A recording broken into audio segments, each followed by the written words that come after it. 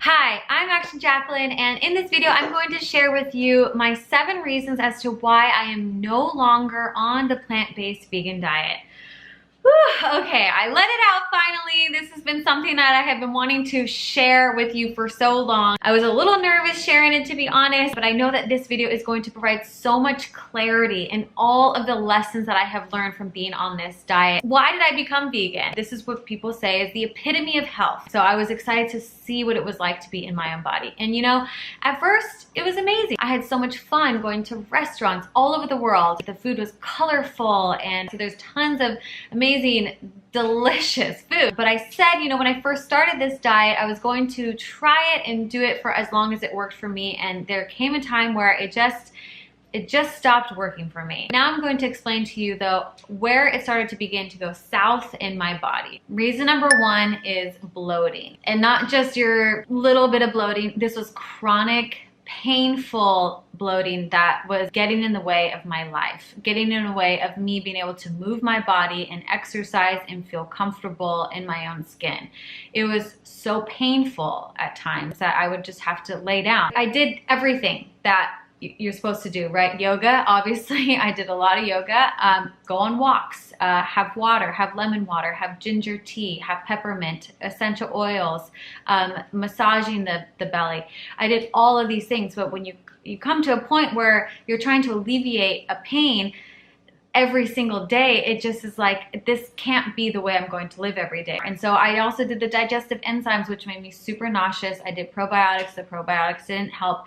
I did everything. So this is what I've learned. Bloating doesn't come from a lot of things that you think it comes from. It actually comes from fiber. So it comes from beans, it comes from veggies, raw veggies, it comes from breads, it comes from fruit, it comes from all kinds of things. Fiber's in mainly almost all of the plant-based foods. So the way that the fiber works in the belly is that it bypasses the small intestine, goes into the large intestine, it ferments, it turns into short-chain fatty acids, and in that process, it does create gases.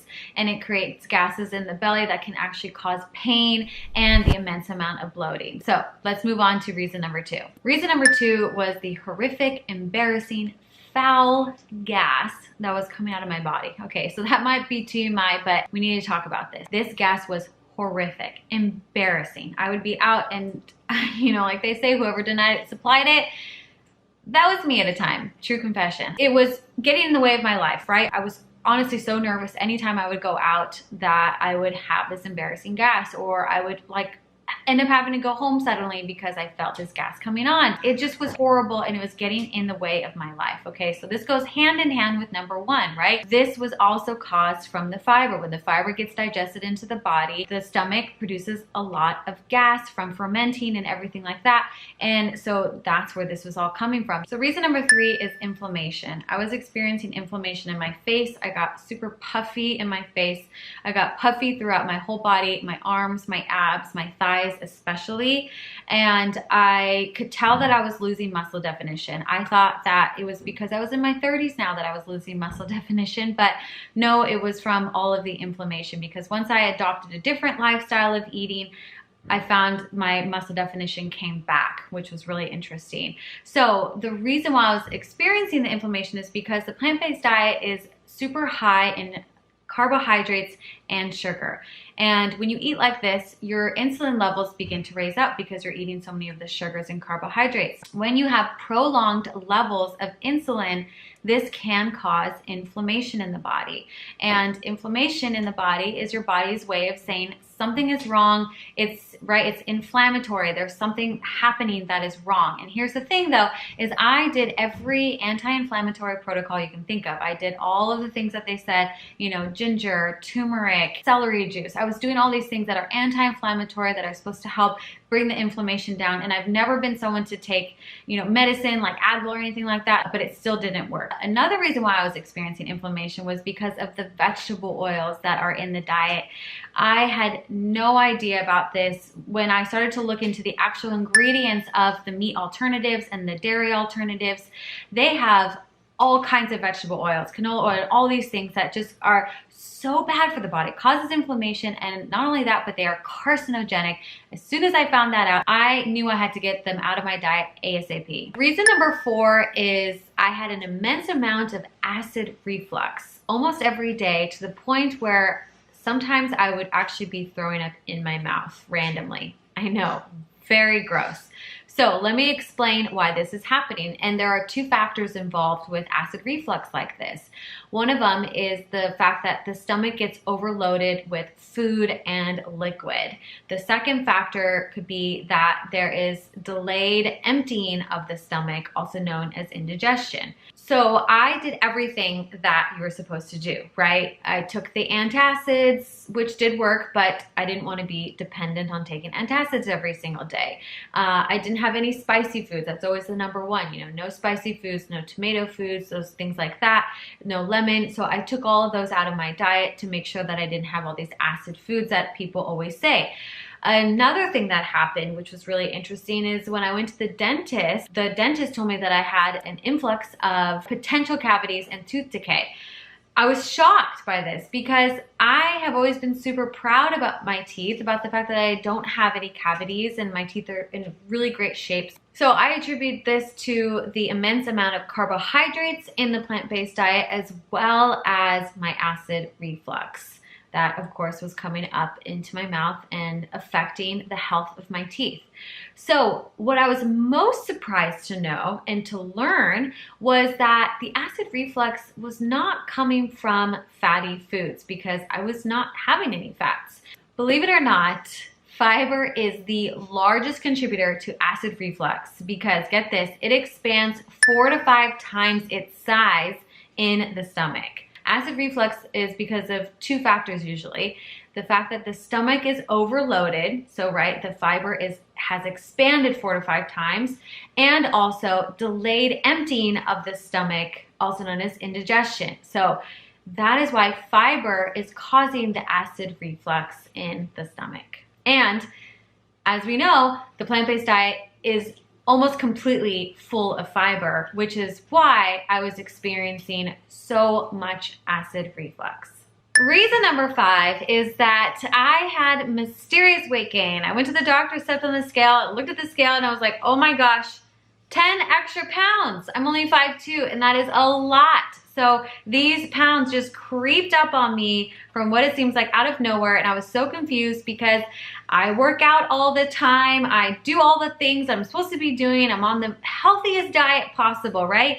And I'm gaining weight. So at first I thought, oh, maybe it's because I'm in my 30s. And that's always the worst thought, right? It's like, well, I guess it's just downhill from here. But I was like, no, I am not going to choose that as my reality, and that does not have to be the case.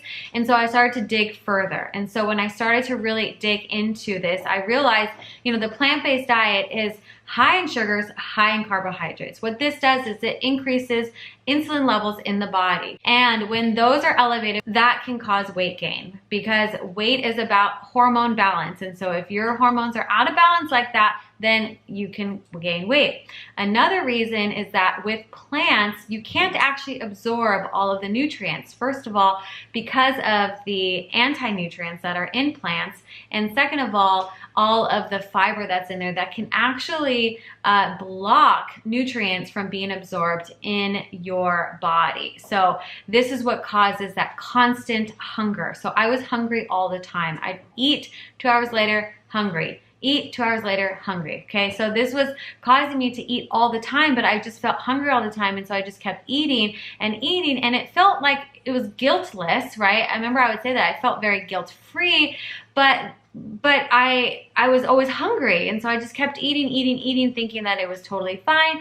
And then I step on the scale and realize that I'm gaining weight. So that was a big sign that something's not going right in my body on this diet.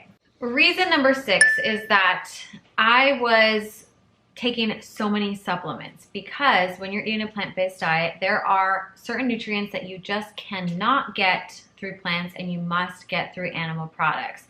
One of them being amino acids. I was taking 10 amino acid pills a day. And I was telling everybody to do this because we had to supplement it in order to get the nutrients that our body needs to function, to build new cells, to build muscles, all these kinds of things. Otherwise, you know, you start to get really unhealthy. So when I started to really look at it, I thought, is this close to nature? Is this what we're intended to eat? It didn't seem to line up anymore because in order for me to survive, I had to take my supplements with me everywhere. Otherwise, I was malnourished. Also, studies show that people who supplement with vitamin B are still showing a vitamin B deficiency in their blood work. So that means that the body is not actually absorbing this nutrient, and you cannot get B vitamins in a plant-based diet. You must get it in meat and animal products. So whether or not these supplements are actually being absorbed in the body and utilized by the body is still up for question. Reason number 7 is after a while, I honestly did not know what to eat anymore. Of course, if I went to a vegan restaurant, there was plenty of things to eat, but just my day-to-day at home, what I'm gonna eat, really, it just felt like I was at a loss because I couldn't eat raw veggies anymore. It was just too destructive on my gut. It was painful. All of the things that I had listed before, I just couldn't do the raw veggies anymore. The second thing was, you know, there are the meat alternatives and the dairy alternatives, but when I actually started to look into the ingredients of these products, I was shocked blew my mind to see the ingredient list because they are full of vegetable oils. And do you know what vegetable oils are? They are carcinogenic. And so when people keep saying that eating plant-based is the closest way to eat to nature, it felt so far away from nature because so much of it was manufactured and recreated, and it had all of these vegetable oils that were carcinogenic. So basically, guys, what I was resorting to every single day was a smoothie. That's basically all I was having, and I was supplementing with powders after powder after powder after powder, and it didn't work for me anymore. Having those powders every single day, it wasn't real food. It didn't feel like I was actually eating food. I felt so sick from the fiber. I would just have all the indigestion and everything like I described before. So after all of these reasons, this is why this plant-based diet did not work for me at all anymore. If you're someone struggling and you resonate with anything that I said in this video, then I have great news for you because you do not have to live like this anymore. Since then, I have continued on my journey and I have finally found the solution to removing these symptoms in my body. I no longer have bloating. I no longer have inflammation throughout my body. I no longer have chronic abdominal pain or embarrassing gas. Super happy about that one. And I have been able to lose that mysterious weight gain that I had, and I actually see my abs again. I can see definition in my abs for the very first time, and I can see definition in my legs and in my arms, and I can tell that the inflammation in my face is gone. My periods are regular. The list goes on and on and on, and it just is so exciting to share all of this with you. And this is why I decided to put all this information in a program for women just like you who might be struggling with this, because I want to help you holistically reset your body to a healthy weight and to decrease bloating in your body. So if you are still listening to this, then you are probably interested in learning more and understanding my journey and how this can help you and your body. And so I have left the link down below in the description box where you can learn all about my program and how it can help you and your body in your health journey. So I'm super excited to connect with you there. And that is everything for today. I'm super excited that this is finally out. I would love to hear from you. Comment below and let's continue this conversation in the chat. Also subscribe to my channel here and I will see you next time. All right, bye.